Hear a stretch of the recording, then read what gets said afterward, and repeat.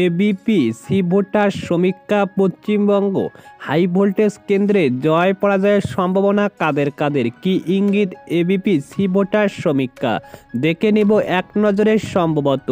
ভিডিওটি শেষ পর্যন্ত দেখুন। চ্যানেলে নতুন হলে সাবস্ক্রাইব করুন, পাশে থাকা বোতামটি বাজিয়ে দিন।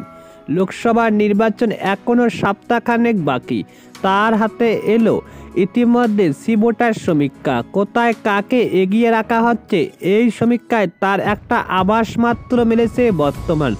যেমন দক্ষিণ কলকাতা লোকসভা কেন্দ্রের সম্ভবত বিজেপি প্রার্থী দেবশ্রী চৌধুরী ও সিপিএম প্রার্থী সায়রা শাহ হালিমকে পিছনে ফেলে এগিয়ে থাকতে পারে সম্ভবত তৃণমূল প্রার্থী মালা রায়।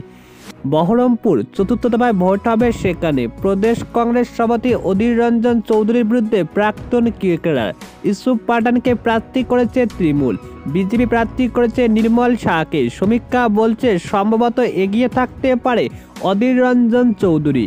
হুগলিতে ভোট গ্রহণ 20 মে পঞ্চম দফায়, এখানে তৃণমূল প্রার্থী করেছে তারকা রচনা বন্দ্যোপাধ্যায়কে। বিজেপি লকেট চট্টোপাধ্যায়, সিপিএম মনোদীপ ঘোষকে। সমীক্ষা বলেছে হুগলিতে সম্ভবত জয়ী হতে পারে লকেট, তবে 3% সুইং হলে ফলাফল পাল্টে যেতে পারে, এমনটাই আভাস মিলেছে। আগামী 13 মে চতুর্থ দফায় ভোট গ্রহণ হবে কৃষ্ণনগরে, সেখানে তৃণমূল প্রার্থী মহুয়া মিত্র, বিজেপি প্রার্থী অমৃতা রায়, সিপিএম প্রার্থী এস সাদি। সমীক্ষা বলেছে কৃষ্ণনগরে হাড্ডাহাড্ডি লড়াই হতে পারে, 1% সুইং হলে পাল্টে যেতে পারে ফলাফল, তবে সম্ভবত এখন এগিয়ে রাখতে পারে মহুয়া মিত্র, এমনটাই আভাস।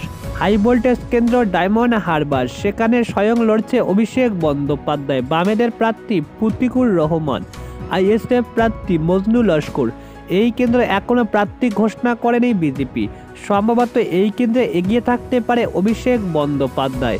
বালুরঘাটের প্রার্থী স্বয়ং রাজ্য বিজেপির সাথে সুকান্ত মজুমদার। বিপ্লব মিত্রকে তৃণমূল টিকিট দিয়ে লড়াই জমিয়ে দিয়েছে। জোট প্রার্থী হিসাবে জয়দেব সিদ্ধান্ত, আইএসএফ প্রার্থী দিয়েছে মোজাম্মেল হককে। সি ভোটার সমীক্ষায় বলেছে সুকান্ত মজুমদার সম্ভবত এগিয়ে থাকতে পারে। গত কয়েকদিন ধরে প্রায় নিয়মিত শিরোনামে আসছে বর্ধমান দুর্গাপুর লোকসভা আসনটি। এখানে প্রার্থী করা হয়েছে রাজ্য বিজেপির প্রাক্তন সাথী দিলীপ ঘোষকে। নিজের পুরনো কেন্দ্র মেদিনীপুর থেকে সরিয়ে নিয়ে আসায় কিছুটা যে অসন্তোষ তা ইতিমধ্যে গোপন করেনি, তবে প্রচারে খামতি রাখছে না তিনি। তার বিরুদ্ধে প্রার্থী রয়েছে তৃণমূলের কীর্তি আজাদ। বামেদের তরফ থেকে লড়াই করেছে বর্ধমান মহিলা কলেজের প্রাক্তন অধ্যক্ষ সুকৃতি ঘোষাল।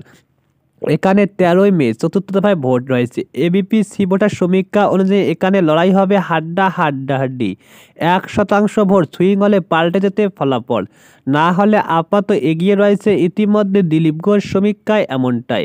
তমলুকে তৃণমূল প্রার্থী দিবাংশু ভট্টাচার্য এবং বিজেপি প্রার্থী রয়েছে ইতিমধ্যে অভিজিৎ গঙ্গোপাধ্যায়। সিপিএম প্রার্থী করেছে সায়ন বন্দ্যোপাধ্যায়কে। সি ভোটার সমীক্ষা অনুযায়ী সম্ভবত এগিয়ে থাকতে পারে অভিজিৎ, তবে ইতিমধ্যে 25 মে ষষ্ঠ দফায় ভোট গ্রহণ হবে তমলুকে। মেদিনীপুরের ষষ্ঠ দফায় 15 মে ইতিমধ্যে ভোট গ্রহণ, সেখানে তৃণমূল প্রার্থী জুন মালিয়া, বিজেপি প্রার্থী অগ্নিমিত্রা পাল, সিপিএম প্রার্থী বিপ্লব ভট্ট। সমীক্ষায় বলেছে সম্ভবত এগিয়ে থাকতে পারে অগ্নিমিত্রা, তবে এটি ইতিমধ্যে খেয়াল রাখার দরকার। এই সমীক্ষা অনেক সময় মিলতে পারে, আবার না মিলতে পারে। আমাদের কোনো ইতিমধ্যে জায়গা নেই। সমীক্ষার সংস্থাটা আমরা আবার